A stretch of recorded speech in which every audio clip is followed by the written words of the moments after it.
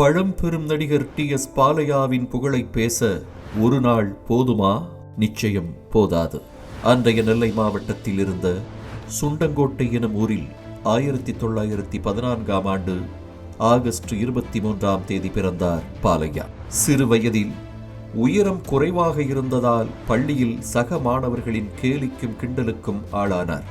அதனால் அனைவரும் புகழும் வகையில் தாம் உயர வேண்டும் என்ற எண்ணம் அப்போதே அவரது மனதில் ஆழமாக பதிந்தது. படிப்பில் நாட்டமில்லாமல் போகவே வாழ்வில் முன்னேற என்ன செய்வது என யோசித்துக் கொண்டிருந்தார் பாலையா. 6ஆம் வகுப்பு படித்துக் கொண்டிருந்த போது அவரது ஊரில் சர்க்கஸ் நடந்தது. அங்கு நடைபெற்ற சாகசங்கள் அவருக்கு ஆச்சரியத்தை ஏற்படுத்தின. குறிப்பாக சர்க்கஸ் கலைஞர்களுக்கு கிடைத்த கரவொலி பாலையாவுக்கு ஒருவித மயக்கத்தை ஏற்படுத்தியது. எப்படியாவது தாமும் சர்க்கஸில் சேர்ந்து மக்களிடம் கைதட்டலை பெற்றுவிட வேண்டும் என்று ஆசைப்பட்டார். உடனடியாக சர்க்கஸ் கம்பெனி முதலாளியிடம் சென்று தமக்கு ஏதாவது ஒரு வேலை கொடுக்கும்படி கேட்டார். அவர் மறுத்துவிட வேறு சர்க்கஸில் சேருவது என்ற முடிவுக்கு வந்தார். மதுரையில் தனக்கு தெரிந்த சர்க்கஸ் நிறுவனத்தில் சேர்த்து விடுவதாக நண்பன் சொன்னதை நம்பி சேர்த்து வைத்திருந்த பணத்தோடு கிளம்பிவிட்டார் பாலையா. இருவரும் மதுரைக்கு சென்ற பிறகு சர்க்கஸ் கம்பெனி இங்கு இல்லை, மானாமதுரையில் இருக்கிறது என்று கூறி அங்கு அழைத்துச் சென்றார் அந்த நண்பர். இரவாகிவிட்டதால் இருவரும் ரயில் நிலைய நடைமேடையில் படுத்துறங்கினார்கள். விடிந்ததும் பாலையாவிற்கு அதிர்ச்சி காத்திருந்தது. அருகில் படுத்திருந்த நண்பனையும் காணவில்லை, பாலையா கொண்டு வந்த பணப்பையையும் காணவில்லை. நண்பன் நம்ப வைத்து கழுத்தறுத்தது பாலையாவுக்கு புரிந்தது. நண்பன் ஏமாற்றிவிட்டான். இப்போது என்ன செய்வது? மீண்டும் வீட்டுக்கு போவதா அல்லது எங்கேயே ஏதாவது வேலை தேடுவதா? அப்படியே வீட்டுக்கு போவதென்றாலும் பணம் வேண்டுமே. என்ன செய்வதென்று தெரியாமல் குழம்பி தவித்த பாலையா அங்கேயே வேலை தேடுவது என்ற தெளிவுக்கு வந்தார். அலைந்து தெரிந்து ஹோட்டல் ஒன்றில் வேலைக்கு சேர்ந்தார். பிறகு இறைச்சி கடையில் பணியாற்றினார். இதன் காரணமாக சாப்பாட்டு பிரச்சனை தீர்ந்தாலும் சர்க்கஸில் சேரும் ஆசை தீர்ந்தபாடில்லை.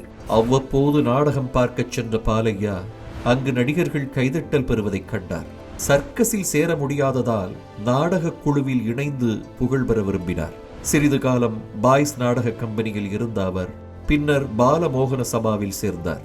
அங்கு பாலையா என்ற வைரத்தை பட்டை தீட்டினார் கந்தசாமி முதலியார்.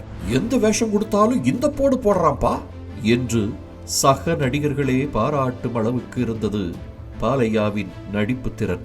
கோவையைச் சேர்ந்த மருதாச்சலம் செட்டியார் மனோரமா பிலிம்ஸ் என்ற பெயரில் தயாரிப்பு நிறுவனத்தை தொடங்கி எஸ். வாசனின் கதையை படமாக்கும் பணிகளை தொடங்கினார். எல்.ஆர். டங்கன் இயக்கிய அந்த படத்திற்கு பாலையாவின் ஆசிரியர் கந்தசாமி தான் வசனம் எழுதினார். சதி லீலாவதி என்ற அப்படத்தில் அறிமுகப்படுத்தப்பட்டார் பாலையா. இதில் மற்றொரு சுவாரஸ்யம் என்னவென்றால் எம்ஜிஆர், என்.எஸ்.கே., தங்கவேலு ஆகியோருக்கும் சதி லீலாவதிதான் முதல் படம். அறிமுகப்படத்தில் பாலையாவுக்கு கிடைத்தது வில்லன் கதாபாத்திரம். தொடர்ந்து எல்.ஆர். டங்கன் இயக்கத்தில் இரு சகோதரர்கள், சதி, அனுசுயா ஆகிய படங்களில் நடித்தார். அடுத்து அம்பிகாபதியில் தியாகராஜ பாகவதருக்கு வில்லனானார். இந்த படத்தை இயக்கியதும் எல்.ஆர். டங்கன் தான். அம்பிகாபதியின் வெற்றி பாலையாவின் திறமையை பறைசாற்றியது. சொந்த குரலில் பாடும் திறமை பாலையாவுக்கு உண்டு. வில்லனாகவும் குணச்சித்திர நடிகராகவும் பல படங்களில் பணியாற்றிய அவருக்கு 1946 சிறப்பான ஆண்டாக அமைந்தது. மாடர்ன் தியேட்டர்ஸ் தயாரித்த சித்ரா எனும் படத்தில் நாயகனாக நடித்தார். அதைத் தொடர்ந்து சில படங்களில் ஹீரோவாக நடிக்கும் வாய்ப்பு கிடைத்தது. ஆரம்ப காலத்தில் பாலையாவும் பத்மினியும் ஒரு படத்தில் ஜோடி போட்டிருக்கிறார்கள். ஹீரோவாக நடித்த போதும் வில்லன் வாய்ப்புகளை அவர் விட்டுவிடவில்லை. நான் ஒரு நடிகன், நடிக்கணும் அப்பா. அது ஹீரோவா இருந்தா என்ன, வில்லனா இருந்தா தான் என்ன, நமக்கு நடிக்கணும், அவ்வளவுதான் அவ்வளவுதான் என்பார் பாலையா. எம்ஜிஆர் கதாநாயகனாக நடித்த முதல் படமான ராஜகுமாரியில் பாலையாதான் வில்லன். அப்படி பார்த்தால் திரையில் எம்ஜிஆரின் முதல் வில்லன் பாலையாதான். டபுள் ஹீரோ சப்ஜெக்ட் ஒன்றில் எம்ஜிஆரும் பாலையாவும் நாயகர்களாக நடித்தார்கள். ஒருமுறை கொல்கத்தாவில் நடைபெறும் படப்பிடிப்பில் பங்கேற்பதற்காக இருவரும் அழைக்கப்பட்டார்கள். அவர்களில் ஒருவருக்குத்தான் வாய்ப்பு கிடைத்தது. அந்த ஒருவர் பாலையா. தமக்கு வாய்ப்பு கிடைக்காமல் போனதில் எம்ஜிஆருக்கு வருத்தம். ஆனால் பின்னாளில் அந்த வேடத்தை பாலையாவுக்கு கொடுத்ததுதான் சரி, அவர் அளவுக்கு என்னால் நடிக்க முடியாது என்று கூறினாராம் எம்ஜிஆர். மதுரை வீரன் படத்தில் பாலையாவின் வில்லத்தனம் ரசிகர்களை கவர்ந்தது. ஆக்ரோஷமாக கத்தியை உருவி, இன்று என்ன கிழமை என்பார். வெள்ளிக்கிழமை என்று அவருடைய அடியாள் சொன்னதும், ஐயோ, இன்று கத்திய கையால தொடக்கூடாதப்பா, கையால தொடக்கூடாது என்று கூறிவிட்டு உரையில் போட்டு விடுவார். புதுமைப்பித்தன் படத்தில் எம்ஜிஆர், அதோ வருகிறது வஞ்சகத்தின் மொத்த உருவம் என்பார். அப்போது பாலையா நடந்து வருவார். நகைச்சுவை வில்லனாக அவர் ஏற்படுத்திய தாக்கம் சாதாரணமானதல்ல.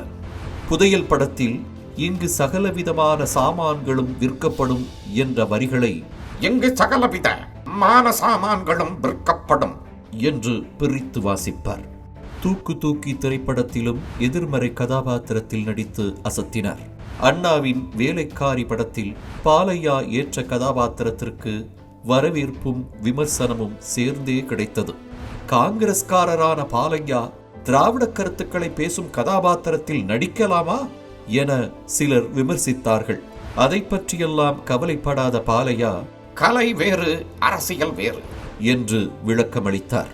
இயக்குனர் ஸ்ரீதரின் கதை வசனத்தில் RS மணி இயக்கத்தில் உருவான மாமன் மகள் திரைப்படத்தில் ஜெமினி சாவித்ரி ஜோடியாக நடிக்க முக்கியமான கதாபாத்திரத்தில் நடித்தார் பாலையா. அவரது நடிப்பைக் கண்டு சிரித்து மகிழ்ந்தார்கள் ரசிகர்கள்.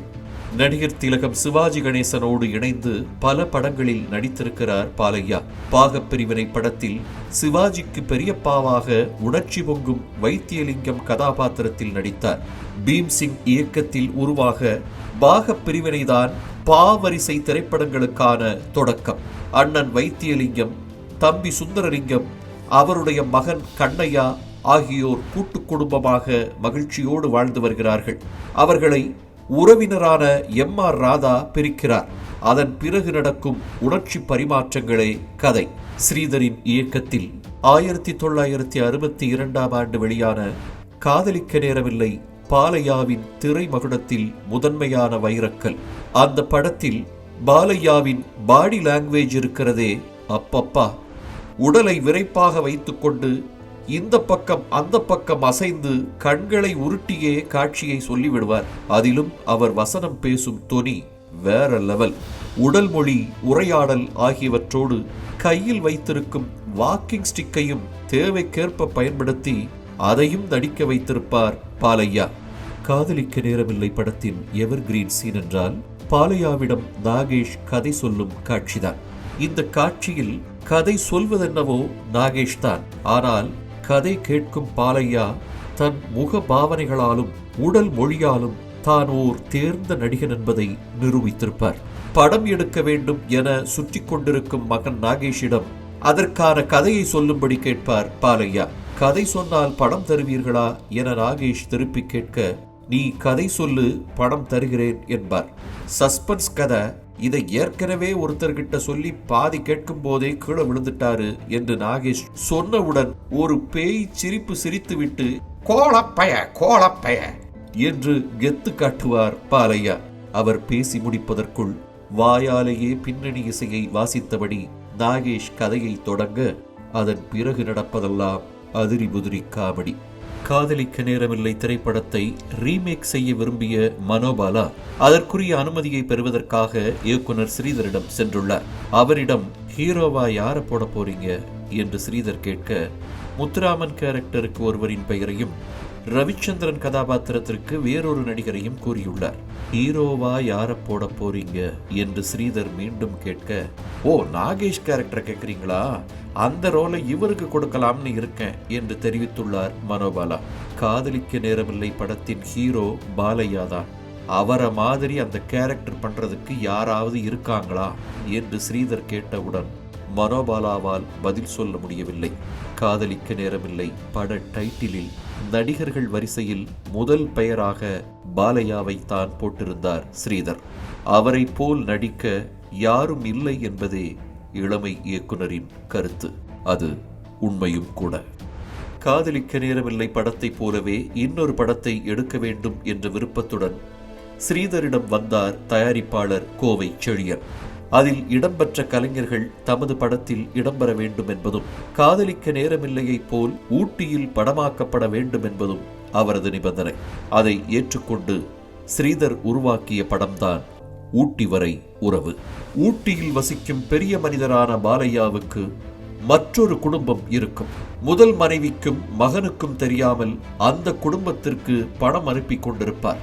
ஒரு கட்டத்தில் இரண்டாவது மனைவி இறந்துவிட அவருக்கு பிறந்த மகளான எல் விஜயலட்சுமி பாலையாவை தேடி வருவார். அப்போது தாய் மாமாவுக்கு பயந்து வீட்டை விட்டு தப்பி வரும் நாயகி KR விஜயாவின் கார் அவர் மீது மோதிவிடும். அந்த கலேபரத்தில் விஜயலட்சுமியின் பெட்டியை KR விஜயா எடுத்து சென்று விடுவார். அதில் இருக்கும் ஆதாரங்களை பயன்படுத்தி பாலையாவின் மகளாக அவர் நடிக்க அந்த விஷயம் நாயகன் சிவாஜிக்கு தெரிந்துவிடும். அதன் பிறகு நடக்கும் குழப்பங்களை சுவாரஸ்யமாகவும் நகைச்சுவையுடனும் சொல்லியிருப்பார் ஸ்ரீதர். திருவிளையாடல் படத்தில் கர்வம், ஆணவம், செருக்கு மற்றும் திமிரின் மொத்த உருவமான ஹேமநாத பாகவதராகவே வாழ்ந்து காட்டினார் பாலையா. ஹேமநாத பாகவதரின் கொட்டத்தை அடக்க சிவபெருமானே விறகு வெட்டி வேடத்தில் வந்து பாடுவார். அதை கேட்டதும் ஹேமநாத பாகவதருக்கு உதறல் எடுத்துவிடும். பாட்டும் தானே பாவமும் தானே பாடலின் போது பாலையா கொடுக்கும் எக்ஸ்பிரஷன்களை வேறு ஒருவரால் கொடுக்க முடியுமா என்று தெரியவில்லை. ஒட்டுமொத்த கர்வமும் அடங்கி, பாண்டிய நாட்டில் ஒரு விறகு வெட்டியின் பாட்டுக்கு இந்த ஹேமநாதன் அடிமையப்பா என்று கலங்கியபடி பாலையா வெளியேறும் போது இன்னும் கொஞ்ச நேரம் அவர் நடிக்க மாட்டாரா என்று ரசிகர்களை எண்ண வைத்தார். பாலையாவை பற்றி அறியாமல் தில்லானா மோகனம்பாள் படத்தை பார்ப்பவர்கள் அவர் உண்மையான தவில் வித்வான் என்றே நினைப்பார்கள். அந்த அளவுக்கு இருக்கும் அவரது வாசிப்பு. தவில் வாசிப்பில் மட்டுமன்றி மற்ற இடங்களிலும் கலக்கியிருப்பார் பாலையா. பத்மினி குழுவினரும் சிவாஜி வாத்திய கோஷ்டியும் ரயிலில் போகும்போது அந்த குலுக்கலுக்கு ஏற்ப குரலை மாற்றி பேசி அசத்துவார். சிவாஜி மற்றும் பத்மினியை பேச விடாமல் இடைஞ்சல் செய்யும் அவரது தாயை இடம் மாற்ற பாலையா செய்யும் சேட்டைகள் ரசிக்கும்படி இருக்கும். தமது குழுவினருக்கு தெரியாமல் பத்மினியை பார்ப்பதற்காக திருவாரூருக்கு செல்ல முடிவு செய்வார் சிவாஜி. அதை பற்றி பாலையா கேட்டதும், அங்கே எனக்கு ஒரு பீடா கடைக்காரரை தெரியும், போய் பார்த்துட்டு வந்துடுறேன் என்பார் சிவாஜி. உடனே, அங்க எனக்கு ஒரு சோடா கடைக்காரனை தெரியும், நானும் வரேன் என்று கவுண்டர் அடிப்பார் பாலையா. சொந்த வாழ்க்கையிலும் கொஞ்சம் வித்தியாசமானவர் பாலையா. பத்மாவதி, லீலாவதி, நவநீதம் என அவருக்கு 3 மனைவிகள், 7 குழந்தைகள். இப்படி பெரிய குடும்பத்துக்காரராக இருந்த போதிலும் திடீரென சொல்லாமல் கொள்ளாமல் வீட்டை விட்டு போய்விட்டார். ஒரு வேலையாக புதுச்சேரிக்கு சென்ற மாடர்ன் தியேட்டர் சுந்தரம் மரத்தடியில் சாமியாராக அமர்ந்திருந்த பாலையாவை கண்டு அதிர்ச்சி அடைந்தார். அங்கிருந்து வர மறுத்த அவரை வலுக்கட்டாயமாக சென்னைக்கு அழைத்து வந்தார் சுந்தரம். எளிதில் உணர்ச்சி வசப்படும் தன்மை கொண்ட பாலையா கோபம் வந்தால் எடுடா துப்பாக்கிய என்பாராம். அவரை சதி லீலாவதி படத்தில் அறிமுகப்படுத்திய Ellis R Dungan "No one can replace Balaiah" என்று புகழாரம் சூட்டியிருக்கிறார். மணமகள் படத்தில் பாலையாவின் சிறப்பான நடிப்பை பாராட்டி அவருக்கு விலை உயர்ந்த காரை பரிசளித்தார் கலைவாணர் NS கிருஷ்ணன். பாலையா அண்ணனோடு நடிக்கும் போது நாம் கவனமாக இருக்க வேண்டும், இல்லையென்றால் மொத்த பேரையும் தூக்கி சாப்பிட்டு விடுவார் என்று நடிகர் திலகம் சிவாஜி கணேசன் கூறியிருக்கிறார். இப்படி திரைத்துறை ஜாம்பவான்களாலேயே போற்றப்பட்ட பெருங்கலைஞன் TS பாலையா.